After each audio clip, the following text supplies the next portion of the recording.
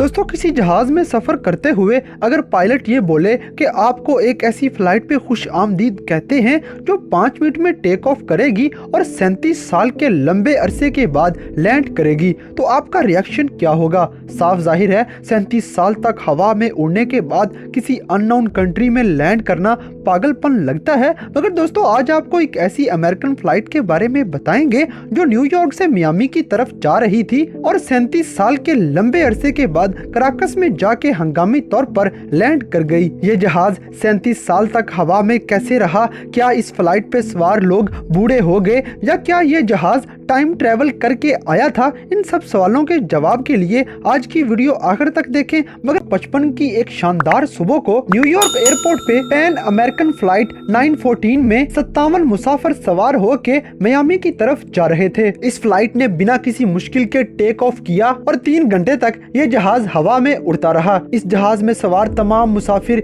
Miami के खूबसूरत साहिलों के ख्वाब लिए अपनी मंजिल की तरफ रवां थे कि 3 घंटे के बाद अचानक ये फ्लाइट रेडार से गायब हो गई। मियामी में मौजूद तमाम रेडार्स पे किसी किस्म की भी कोई रीडिंग नहीं आ रही थी कि कोई भी फ्लाइट उनके एयरपोर्ट पे लैंड करने वाली है। मगर न्यूयॉर्क की तरफ से मुसलसल ये कमांड दी जा रही थी कि पैन अमेरिकन नामी ये फ्लाइट फ्लोरिडा में लैंड करने वाली है। कुछ देर के बाद मियामी में मौजूद एयर ट्रैफिक कंट्रोल ने घबरा कर न्यूयॉर्क में मौजूद एयरपोर्ट पर कॉल की तो पता चला कि उनके रेडार से भी ये जहाज गायब हो चुका है। ये जहाज हैरानकुन तौर पर दोनों एयरपोर्ट्स के रेडार से मुकम्मल तौर पर गायब हो चुका था। किसी को कुछ पता नहीं था कि ये जहाज अचानक कहां चला गया है, इसको जमीन खा गई या आसमान निगल गया। मगर जो भी था, इस जहाज का कोई भी नामो निशान पीछे न बचा था। इस जहाज की तलाश जारी कर दी गई और ये जहाज ढूंढने के लिए बहुत से हेलीकॉप्टर्स को भेजा गया। दोनों मुल्कों की आर्मीज की हेल्प भी ली गई, मगर किसी सूरत भी इस जहाज का कोई सुराग न लग सका। जहाज हवा में ही कहीं गायब हो चुका था। यहाँ तक कि इस फ्लाइट की तलाश के लिए समुद्र में भी टीम भेजी गई और बहुत दिनों की तलाश के बाद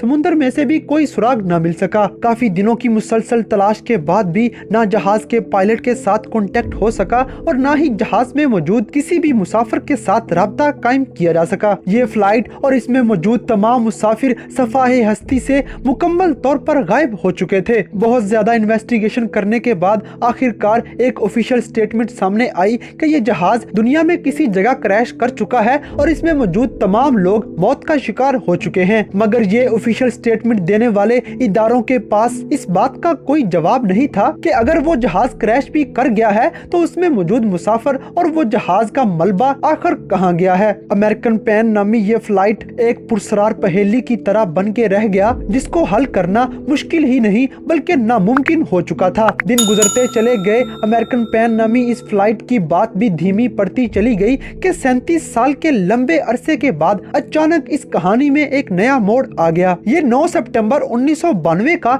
एक बहुत ही खूबसूरत दिन था जब कराकस में वेनेजुला एयरपोर्ट पर जॉन दिला कोटे नामी एयर ट्रैफिक कंट्रोलर एयरपोर्ट पर अपनी नॉर्मल रूटीन के साथ काम करने में मसरूफ था और कॉफी पीते हुए फ्लाइट्स को मुख्तलिफ किस्म की हिदायत दे रहा था कि अचानक एक बहुत ही अजीबोगरीब वाकया पेश आया। अचानक ही न जाने कहां से रडार पे एक और डॉट नजर आने लग पड़ा, जिसके बारे में उसको किसी किस्म की कोई भी इंस्ट्रक्शन नहीं दी गई थी। ये जहाज न जाने कहां से अचानक उसके रडार में आ गया था और ये कहां से आ रहा है और कहां जा रहा है, इसके बारे में दिला कोटे को कोई इल्म नहीं था। दिला कोटे नामी इस एयर ट्रैफिक कंट्रोलर ने इस नजर आने वाले डॉट को सिस्टम की गलती समझते हुए इग्नोर किया, मगर रडार पे आने वाली ये रीडिंग्स बिल्कुल भी गलत नहीं थी और सही मायनों में एक जहाज को हवा में कराकस एयरपोर्ट की तरफ आते हुए देखा जा सकता था। ये जहाज काफी पुराना था और DC-4 मैकडोनल्ड डगलस नामी मॉडल का ये जहाज किसी भी तरह से जदीद दौर का नहीं लगता था। ये एयर ट्रैफिक कंट्रोलर इस जहाज को देख के परेशान हो गया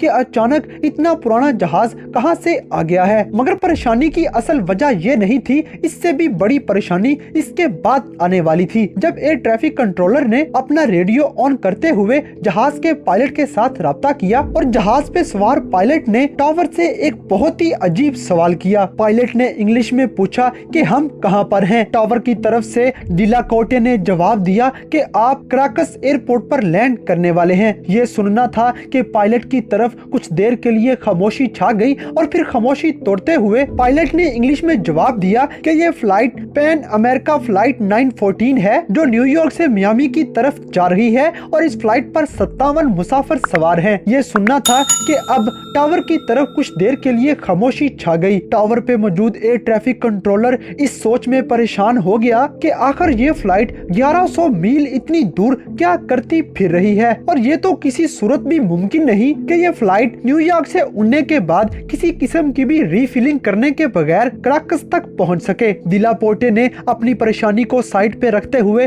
पायलट से कुछ और सवाल पूछे तो पायलट ने एक और बहुत ही हैरानकुन जवाब दिया। पायलट ने जवाब दिया कि ये फ्लाइट मियामी एयरपोर्ट पर 2 जुलाई 1955 में 9:55 में लैंड करने वाली है। ये सुनना था कि टावर की तरफ मुकम्मल तौर पर खामोशी छा गई और वो हैरानो परेशान होकर इस बात का कोई भी जवाब न दे सके। एयर कंट्रोलर ने समझा कि शायद पायलट पागल है और इस वक्त उसका दिमागी तवाज़ुन दुरुस्त नहीं, क्योंकि इस दिन 2 जुलाई 1955 की बजाय 9 सितंबर 1992 का दिन था। मगर एयर ट्रैफिक कंट्रोलर ने पायलट को किसी किस्म का और भी सवाल करने की बजाय लैंड करने के लिए ओके की रिपोर्ट दे दी। पैन अमेरिकन नामी ये फ्लाइट बड़ी आसानी के साथ कराकस एयरपोर्ट पर लैंड कर गई और ग्राउंड यूनिट्स को फौरी तौर पर बुला लिया गया। एयरपोर्ट पे मौजूद तमाम अमला इस जहाज के इर्द गिर्द इकट्ठा होने लग गया। दिला कोटे ने पायलट के मुख्तलिफ किस्म के हैरानकुन जवाब सुने थे, इसलिए दिला कोटे ने एयरपोर्ट सिक्योरिटी को भी बुला लिया था। ये एयरपोर्ट सिक्योरिटी इस फ्लाइट के